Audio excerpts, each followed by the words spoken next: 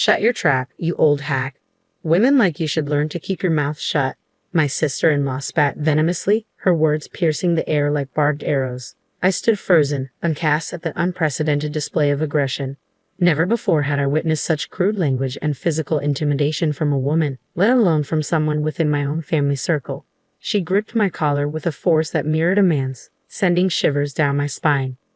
I had harbored hopes that marriage would mellow her fiery temperament, but alas, it seemed her volatile nature persisted. My name is Helen, a 35-year-old homemaker. Since tying the knot 5 years ago, my husband Chris and I had been residing with my in-laws. Despite the challenges, they were kind souls, offering support with household chores while I juggled a job. Chris, my partner in life and age, alongside my father-in-law, were pillars of strength in our family unit, standing united through thick and thin. We decided to follow the path our parents had trodden, opting to live under the same roof as my in-laws, just as they had done. The idea was floated by our elders, suggesting it as a viable arrangement. While I understood that many women might balk at the idea of cohabiting with their in-laws, I found solace in the familiarity of a bustling household. Having grown up in a family of 12, the notion of solitary living seemed alien and disconcerting to me. Thus, when the proposal was put forth, I embraced it with genuine contentment.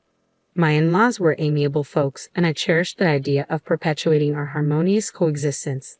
However, our domestic tranquility was abruptly shattered by a somber incident. My mother-in-law suffered a grievous injury outdoors, necessitating hospitalization.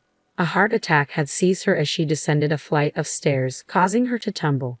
Her physical agony was compounded by the frailty wrought by her heart condition. In light of these circumstances, I made the decision to resign from my job, assuming the role of a full-time homemaker. Balancing visits to the hospital with household duties, I found solace in the unwavering support of my father-in-law and Chris. Amidst the chaos, the return of my sister-in-law Sarah added another layer of complexity to our family dynamic. Sarah had long been the proverbial black sheep, casting shadows over our family harmony. At 33 years old, Sarah now divides her time between part-time employment at a clothing store and purported night shifts elsewhere. Prior to our marriage, my father-in-law had extended an offer to her. "If life becomes too burdensome, you're welcome to live with us." Yet she staunchly declined, citing a desire for independence. "I value my freedom too much to live under someone else's roof," she retorted, much to the chagrin of my in-laws. Sarah's penchant for irresponsibility had long troubled them, a trait that manifested early on during her school years.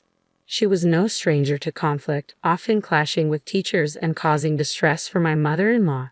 Her tumultuous journey continued into college, marked by disputes with peers and even entanglements in extramarital affairs, much to the dismay of those around her.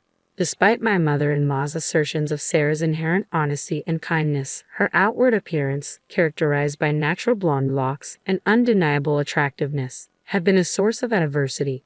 Stereotypical biases against blonde women cast shadows over her academic endeavors, exacerbating her challenges. That's where it all began. The seeds of disillusionment sown deep within Sarah, particularly during her tumultuous years in middle school. The atmosphere was oppressive. Despite her innocence, her teachers cast judgmental gazes upon her, fostering a sense of unwarranted scrutiny. Feeling unjustly targeted, Sarah's demeanor and academic performance gradually deteriorated. I empathize with her plight, having experienced similar rigidity during my own schooling. A close friend with natural blonde hair had faced similar challenges, prompting me to advocate vehemently against such prejudiced treatment. Over time, my defiance softened the resolve of even the most obstinate educators. Recognizing Sarah's wounded spirit, I had hoped our family home would offer respite from the world's harsh judgments. Knowing her concerns for her ailing mother, I extended an invitation for her to accompany me to the hospital. Yet my optimism was swiftly dashed upon Sarah's arrival. Without a word of greeting, she appraised me with a disdainful glance, remarking, "Ah, you must be the housekeeper. I could use some tea." Instantly my father-in-law's ire was kindled, his voice rising in indignation. Sarah's apology to me, Helen, rang hollow against her subsequent disparaging remarks. "She's Chris's wife, not the hired help." "Understood. And she's perfectly lovely in her own right," my father-in-law retorted, his disappointment palpable. The venom in Sarah's words, casting aspersions on my appearance and Chris's judgment, served as a stark reminder of the deep-seated animosity festering within her. Despite the rising tide of anger within me, I made a conscious choice to respond with maturity, offering Sarah a warm smile. "Hello, Sarah. It's Helen, Chris's wife. Remember meeting at our wedding?" "Ah, yes, weddings are magical, aren't they? They have a way of making even someone like you look somewhat presentable." My father-in-law's caustic remark reverberated across the room. "Sarah, that's enough." Chris's voice, tinged with surprise, cut through the tension as he descended from the second floor. It was evident he too had endured his fair share of clashes with Sarah in the past. Before Chris and I tied the knot, he had lent her money, a debt she not only failed to repay but also arrogantly dismissed his concerns with the assertion, "Listen to your sister because you're my brother." Since then, they had been locked in a silent battle of wills, exchanging glares whenever in proximity. Undeterred by the palpable discord, Sarah persisted in her disrespectful demeanor. Without so much as a word of inquiry about her mother's well-being, she proceeded to bark orders at me. "Hey, you there, make some tea pronto. And fetch some snacks while you're at it. When I'm ready to emerge, everything better be laid out." "Understood." The icy stare of disapproval from Chris was all the response she garnered. "Helen isn't a housekeeper. If you persist with such disrespect, you'll be asked to leave." My father-in-law's voice resonated with authority. "Aren't you supposed to be concerned about Mom? She's in the hospital, isn't she? Shouldn't you trust the doctors to care for her? How can you truly grasp the extent of her suffering, the severity of her illness, or the nature of her injury if you refuse to even visit her? Mom has always worried about you, Sarah. Wouldn't it be a comfort for her to see your face, filled with life and warmth?" With a resigned sigh, Sarah retorted, "I have no interest in the woman who gave birth to me, especially not because she's blonde." My father-in-law rose abruptly, his voice thundering. "Your mother is not to blame. Do you have any idea how many times she has cleaned up after you, how much love she has poured into you? Have you ever considered my feelings? No one understands the pain of being whispered about, of being judged from a young age. I shouldn't have even bothered coming. I came here to discuss engagement, and now I'm thoroughly irritated." Sarah's demeanor froze, as if she were trapped in a perpetual state of rebellion.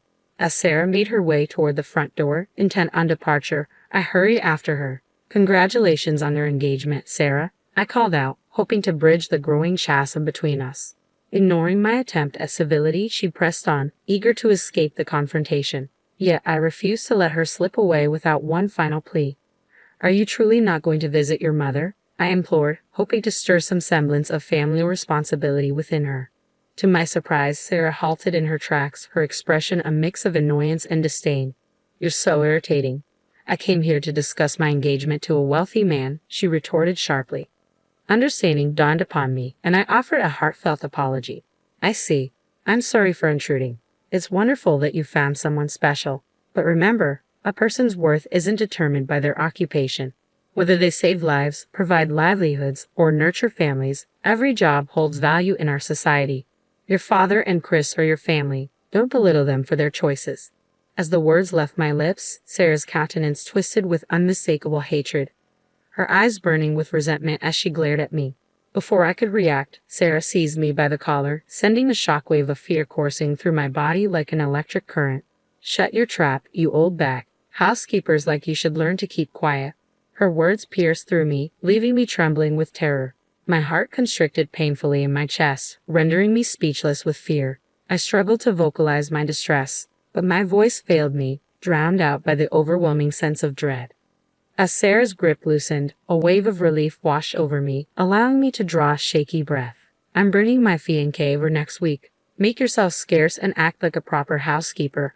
Understood?" Sarah's parting words were delivered with venom, punctuated by the resounding slam of the door. I clung to the hope that her aggression would subside once she was married. It was a comforting thought, albeit tinged with uncertainty. 3 days later, a momentous event unfolded. While strolling through the neighborhood on a routine shopping trip, I stumbled upon a scene that tugged at my heartstrings. In the park, a young girl, on the cusp of starting elementary school, sat hunched over, her tear-streaked face buried in her hands. "What's the matter, sweetie?" I inquired gently, concern etched into my voice. I lost my mom," she whimpered in response, her distress palpable. Drawing upon my own childhood antics, I recalled the countless times I had inadvertently wandered away from my parents' watchful gaze, only to be swiftly reunited with the help of my vigilant siblings. "Where were you when you got separated?" I asked, my tone soft and reassuring. "I don't know," she admitted, her voice tinged with uncertainty. After learning her name, I gently took her hand and began calling out loudly for her mother as we traversed the park. Fortunately, our search yielded swift results, and we soon located the distressed parent. With tears of gratitude shimmering in her eyes, the woman profusely thanked me for my assistance. Upon closer inspection, I realized she was none other than an old classmate from my school days. "Emma, is that you?" I exclaimed in disbelief. "Wait, are you Helen Wilson?" she replied, her tone mirroring my astonishment. "That's my maiden name," I confirmed, a flood of memories rushing back at the sound of her voice. "I can't believe it's you, Emma. I'm sincerely sorry for the trouble," I apologized, feeling a pang of guilt for the inconvenience caused. "My daughter was chasing after a bird, and I lost sight of her. Thank you so much for helping us reunite," Emma explained, her voice tinged with relief. After sharing a hearty laugh, Emma and I couldn't shake the feeling that our chance encounter was more than mere coincidence. We exchanged contact details, pledging to catch up over coffee sometime soon. Although we had been classmates, we hadn't mingled much due to differing social circles. Yet, as adults, I sensed a missed opportunity for a potential friendship blossoming between us. The following day, I met Emma at a quaint cafe. Like me, she was a devoted housewife, her daughter currently navigating the realms of kindergarten. As we delved into conversations about our shared past and recent happenings, the hours slipped away effortlessly. However, when the topic of marriage arose, a flicker of concern crossed my features. My older brother is finally tying the knot, but I can't help feeling apprehensive. The woman he's marrying had quite a reputation as a troublemaker in our neighborhood. I confessed, a hint of worry lacing my words. Perhaps she's turned over a new leaf. "If your brother sees something in her worth marrying, let's hope for the best," Emma offered reassuringly. Then, with a mischievous twinkle in her eye, she dropped a bombshell. "By the way, did you know that my brother had a crush on you, Helen?" I was taken aback, my mind reeling with surprise. "What?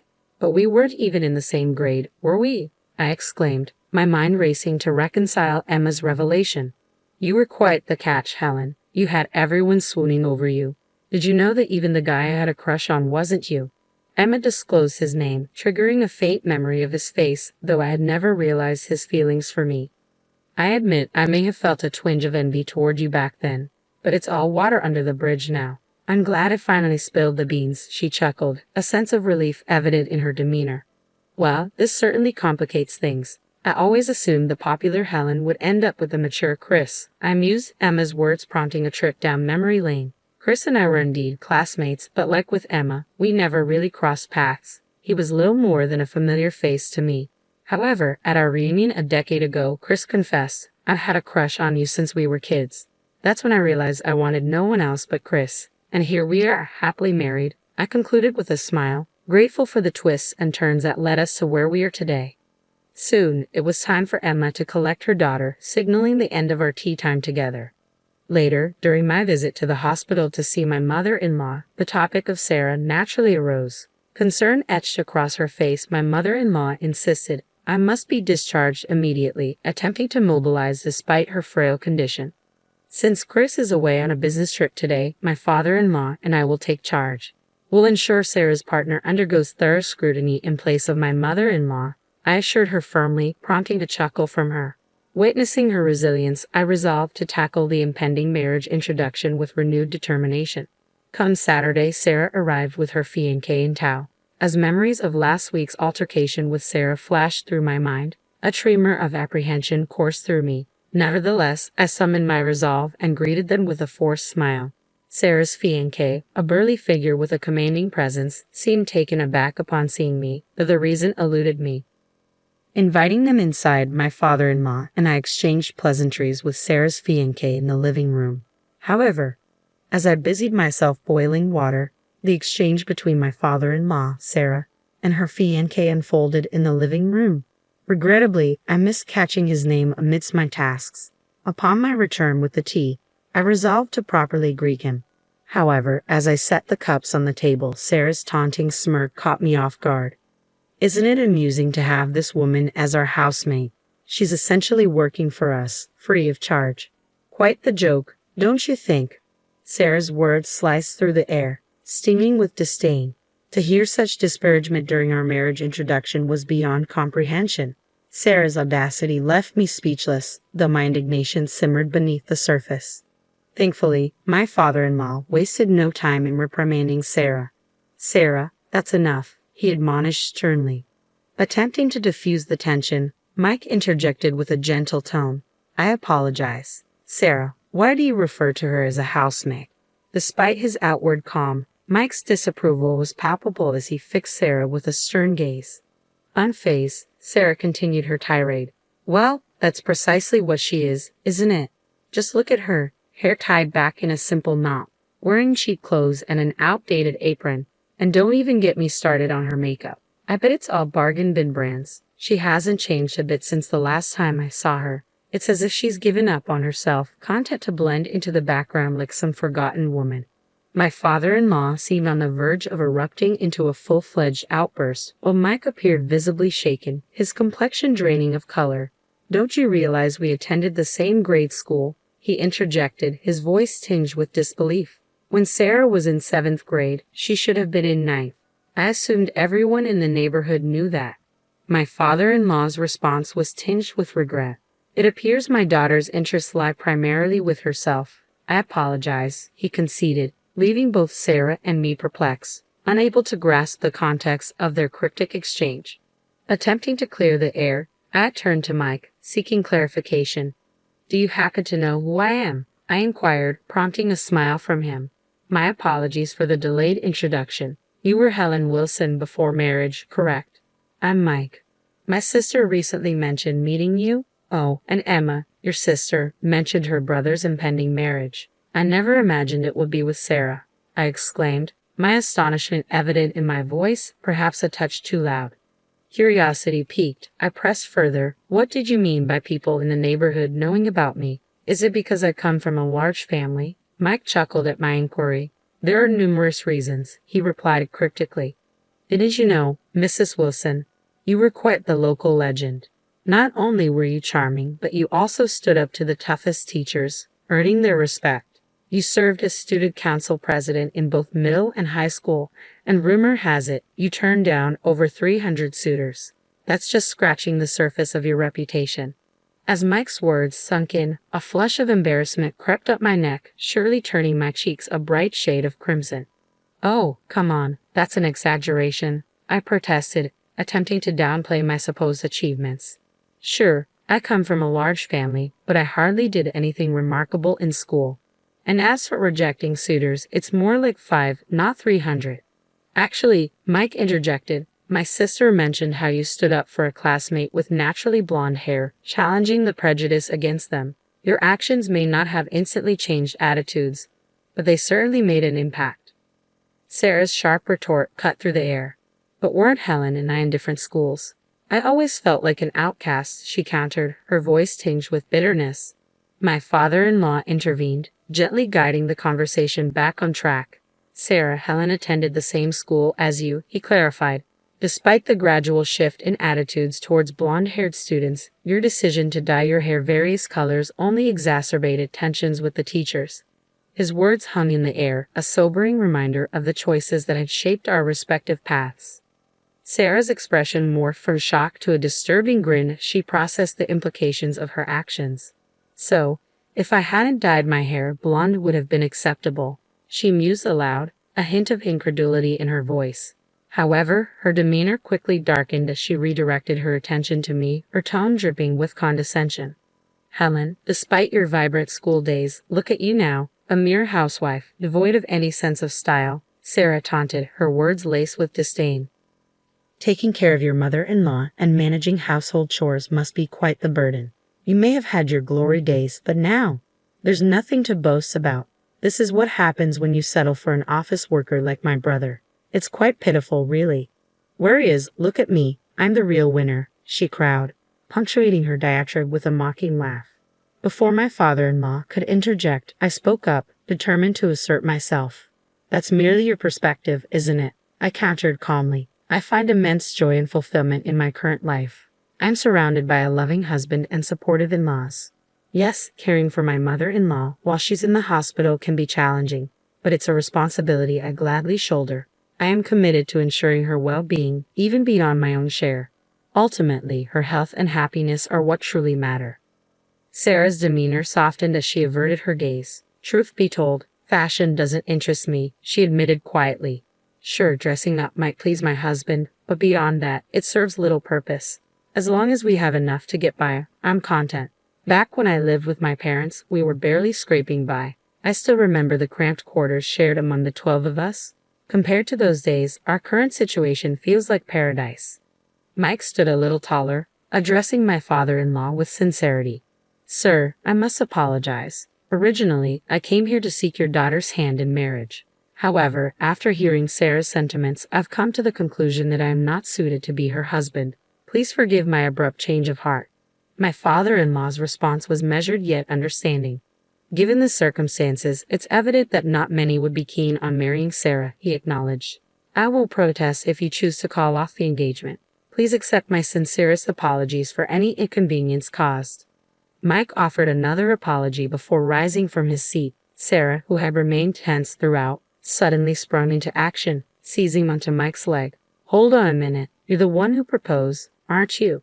She exclaimed, her voice trembling with desperation. How can you speak of calling off our marriage so casually? I won't tolerate living with someone who demeans my brother's wife and ridicules her in our own home. My family consists of my brother, his wife, and my sister, and I refuse to let them be hurt by your behavior. Rest assured, I'll treat your family with kindness. That's a given. In response, Mike's tone hardened. So, you tailor your behavior based on others' status?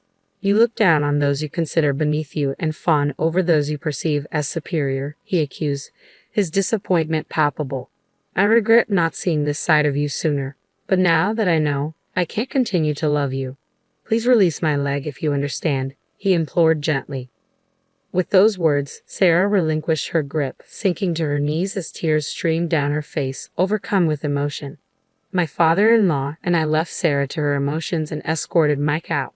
Following that incident, Sarah decided to move out of the house once again. Historically, whenever she encountered financial hardships, she turned to my father-in-law for support, and he'd readily assist her. However, given her recent disrespect towards my mother-in-law and her treatment of me as a mere maid, he made the difficult decision. My father-in-law made a firm decision not to extend any financial assistance to Sarah, regardless of her pleas. It appears Sarah now works in a clothing store, seemingly having outgrown her previous ventures into night work. However, her job doesn't seem to provide the means for her desired designer purchases, leaving her in a tough spot. Her blatant pursuit of money has left her with few allies willing to lend a hand. After being deserted by Mike and met with cold indifference from my father-in-law, Sarah sought solace from my mother-in-law. It's disheartening to witness how she resorted to tears and manipulation, attempting to elicit sympathy and financial aid from the ailing woman. Despite her own health concerns, my mother-in-law was moved by Sarah's display, but she ultimately made the difficult choice to sever ties with her. Since then, Sarah has vanished from our lives. Following my mother-in-law's discharge from the hospital, I became her constant companion, offering support as she adjusted to using a walking stick. Determined to make her daily life more manageable, I began seeking out ways to streamline household chores, ensuring her comfort and well-being. As my efforts to assist my mother-in-law gained recognition from my in-laws and Chris, expressions of gratitude flowed freely. I should be the one thanking all of you. Your support has been invaluable to me, I humbly responded, met with warm smiles from all around. Their appreciation brought me immense joy, fueling my sense of fulfillment. Maintaining regular contact with Emma, our occasional coffee outings provided moments of respite amidst the daily routines. However, the most significant news came when I discovered I was pregnant. The excitement and joy reverberated throughout the family, with my parents and siblings joining in the celebrations. I'm truly grateful for the outpouring of love and support from everyone. While I know the journey of childbirth and raising the child will present challenges, I am eager to embrace each moment with gratitude and cherish every precious memory. I reflected, filled with anticipation for the journey ahead.